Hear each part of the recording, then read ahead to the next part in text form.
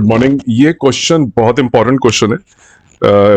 Multiple choice question में ये question इसलिए बच्चे रह जाते हैं क्योंकि उनको ना तो फॉर्मूला याद होता है ना कॉन्सेप्ट याद होता है। तो थोड़ा बहुत मैं समझा भी देता हूँ और जिससे कि आप फटाफट इस क्वेश्चन को अटेम्प्ट कर पाए। देखिए ये क्वेश्चन डाइपोल के बारे में, राइट? अगर आप डाइपोल के बारे में आपने पढ़ा है तो dipole is basically a combination of two charges equal and opposite. जैसे कि ये माइनस क्यू है और ये प्लस क्यू है, separated by a very short distance. और जो डाइपोल होता है उसकी डायरेक्शन होती है माइनस से प्लस की तरफ, राइट? जिसको आप डाइपोल मूवमेंट बोलते हैं और वो रिप्रेजेंट करा जाता है पी की मदद से। और इस क्वेश्चन के अंदर आपको डाइपोल रिलेटेड सारे क्वेश्चन पूछे गए हैं। पहला सवाल देखिए, डाइपोल का जो है कि डाइपोल को मान लीजिए आप एक एक्सटर्नल इलेक्ट्रिक फील्ड में रख देते हैं। ये आपका डाइपोल है, तो ये तो आपका हो गया डाइपोल मूवमेंट, जो उसकी आप वेक्टरल डायरेक्शन देख सकते हैं। और अब मैं इसके अंदर एक एक्सटर्नल इलेक्ट्रिक फील्ड जो यूनिफॉर्म है, याद रखिए मैं लगा रहा हूं, ज्यादातर क्वेश्चन यूनिफॉर्म के लिए ही होते हैं। और ये आपने देखिए यहाँ वर्ड नहीं लिखा एक्सटर्नल फील्ड यूनिफॉर्म है कि नहीं, लेकिन मैं यूनिफॉर्म ले रहा हूं इसको और ये यूनिफॉर्म हो गया, राइट?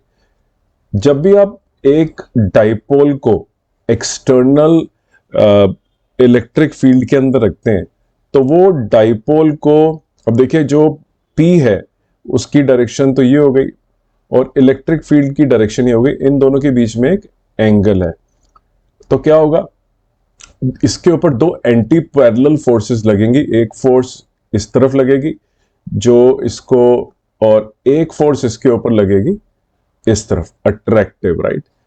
तो दो फोर्स लग रही है एंटी पैरेलल फोर्स, दोनों इक्वल है क्योंकि चार्ज इक्वल है, एंटी पैरेलल है, दोनों पैरेलल है। इन दोनों के बीच का परपेंडिकुलर डिस्टेंस हमें निकालना है, विच इज दिस, राइट? अगर आपको याद हो, अभी मैंने टॉर्क के बारे में पढ़ाया भी था, मेरा वीडियो चेक कर सकते हैं। सबसे ज्यादा कंफ्यूजन क्या रहता है, दो, अब ये एंटी पैरेलल फोर्सेस हैं, फोर्स नंबर 1 और फोर्स नंबर 2, इनके बीच का परपेंडिकुलर डिस्टेंस ये है, राइट? तो ये टॉर्क लगेगा इसके ऊपर क्योंकि ये फोर्सेस के बीच में एक परपेंडिकुलर डिस्टेंस आ गया, और ये टॉर्क इस तरह से लगेगा कि ये इस डाइपोल को parallel to electric field align कर देगा। ये देखिए आपका इलेक्ट्रिक फील्ड अगर ऐसा है और आपका टॉर्क लग रहा है, तो टॉर्क इस तरह से लगेगा कि ये इलेक्ट्रिक फील्ड को अपनी तरफ अलाइन कर देगा। ये देखिए ये डाइपोल इस तरह से अलाइन होने की कोशिश करेगा so that torque becomes zero. Okay, ये आपका इलेक्ट्रिक फील्ड है, ये आपका P है, तो P और E जीरो हो गए, तो टॉर्क विल बिकम जीरो। अगर आप इस फॉर्मूले में बहुत ध्यान से देखेंगे लिस्ट 2 के अंदर, this is the formula of the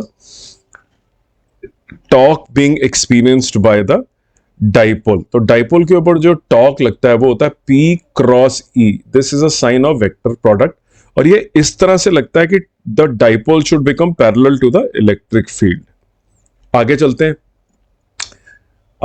हैं तो देखिए इलेक्ट्रोस्टैटिक एक्सटर्नल फील्ड एनर्जी, देखिए ये डॉट प्रोडक्ट है, right? P dot E, this is the straight answer for the electrostatic external field energy.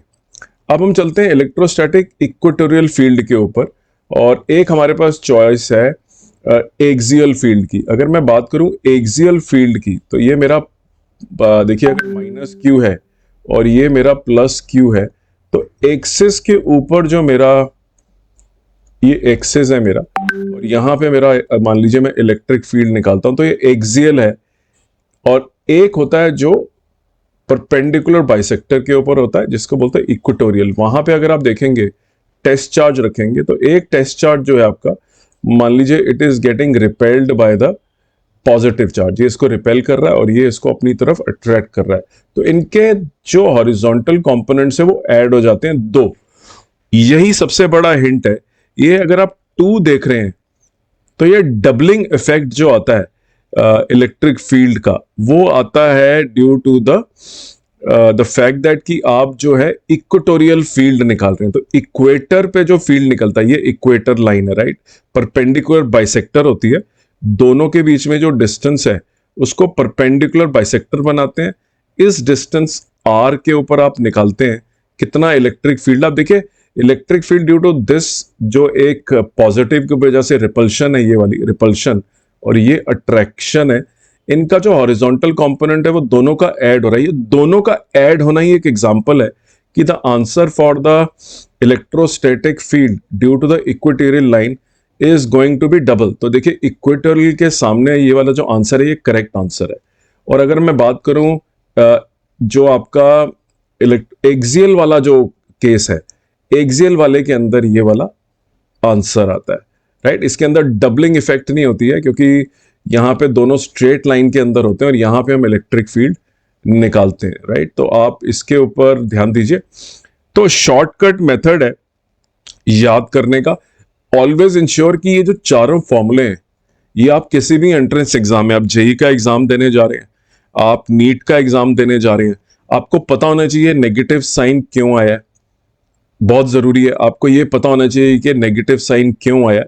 ये तभी आप कर पाएंगे जब इसकी डेरिवेशन आपने करी होगी या आपने इसको ध्यान से पढ़ा होगा, क्योंकि ये एमसीक्यू है। इसके अंदर मैं पूरी एक्सप्लेनेशन नहीं दे रहा, लेकिन मेरी प्लेलिस्ट के अंदर ये पूरा एक्सप्लेन करा है इसको कि electrostatic field at the axial line and also at the equatorial field वो पॉजिटिव और नेगेटिव क्यों होते हैं, और ये डबलिंग इफेक्ट मैंने आपको थोड़ा सा बता दिया है।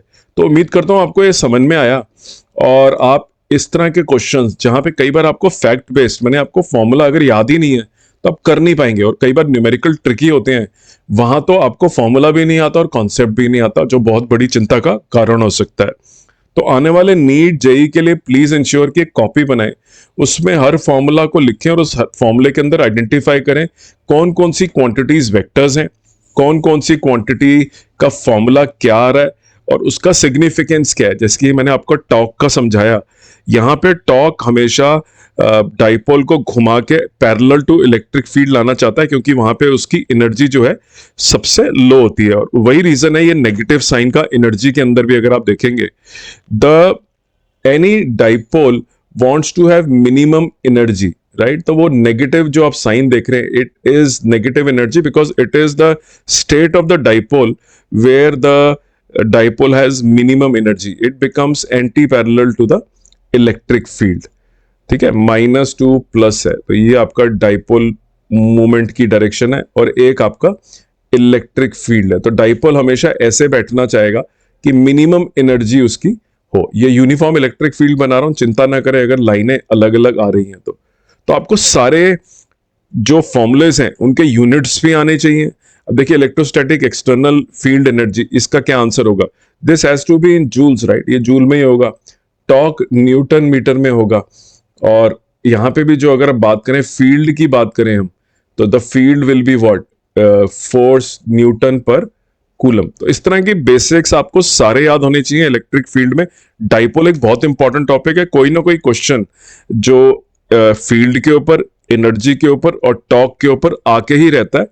यूनिफॉर्म फील्ड के लिए ये हमने करा है, नॉन यूनिफॉर्म फील्ड के क्वेश्चन भी मैंने अपने प्लेलिस्ट में करे, जिसको आपको देखना है।